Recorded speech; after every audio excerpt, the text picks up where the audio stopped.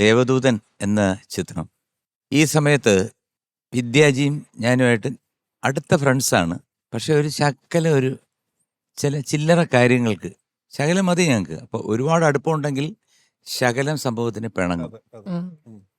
അപ്പോൾ അങ്ങനെ അവിടുന്ന് ഡയറക്ടർ വിളിച്ച് പറഞ്ഞു, അടുത്ത പാട്ട് അത് എം ജിയും സുജാതയും കൂടെ പാടട്ടെ. അപ്പോൾ വിദ്യാജി പറഞ്ഞു, അത് എതുക്ക് എം ജി, നമുക്ക് വേറെ ആളെ പോടലാമേ എന്നു. അവർ പറഞ്ഞു, ഇല്ല അത് എം ജി പാടിയാലാണ് അതിൻ്റെ ഒരു ഇത് വരുന്നത്. ഇല്ലില്ല അത് വേറെ വേണമെന്ന് പറഞ്ഞു. അങ്ങനെ തർക്കമായി, ഭയങ്കര തർക്കമായി. അവസാനം വിദ്യാസാഗറിന് എന്നെ കൊണ്ട് പാടിക്കേണ്ടി വന്നു. അങ്ങനെ മുരുകൻ എന്നെ വിളിച്ചു. രണ്ടുപേർക്കും ഒരേ വോയിസാ.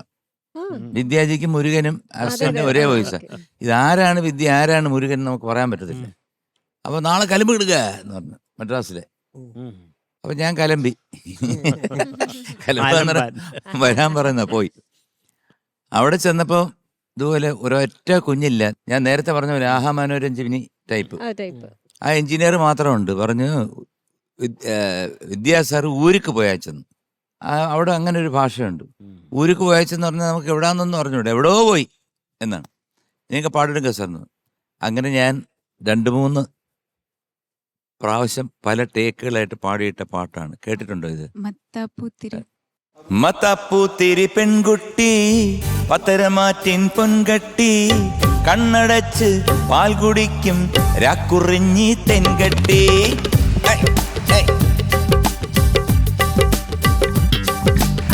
മത്താപ്പൂത്തിരി പെൺകുട്ടി പത്തരമാറ്റിൻ പൊൻകട്ടി, കണ്ണടച്ച് പാൽ കുടിക്കും രാക്കുറിഞ്ഞി തെൻകട്ടി. മുട്ടി നീയൻ പൊൻകനവിൽ തൊട്ടു നീയൻ പാൽമറുക്, ചിരിച്ചെന്നെ മയക്കി നീ പാട്ടിലാക്കി കുറുകുറുമ്പ്. മത്താപ്പൂത്തിരി പെൺകുട്ടി പത്തരമാറ്റിൻ പൊൻകട്ടി, കണ്ണടച്ച് പാൽ കുടിക്കും രാക്കുറിഞ്ഞി തേൻകട്ടി.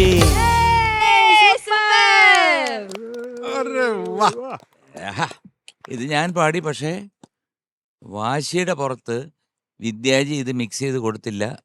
പടത്തിലെടുക്കാനും സാധിച്ചില്ല, പടത്തിൽ വന്നതുമില്ല. അയ്യോ, പക്ഷെ ഞാൻ കേട്ടല്ലോ ഈ പാട്ട്. ആ പാട്ടൊക്കെ അതുണ്ടായിട്ടില്ലയോ ഞാനിത് നോക്കി പാടിയത്. അപ്പൊ അതെവിടെ വന്നു പാട്ട് കാസറ്റിൽ ഇറങ്ങി. ഗുഡ് വൺ അണ്ണ. ആ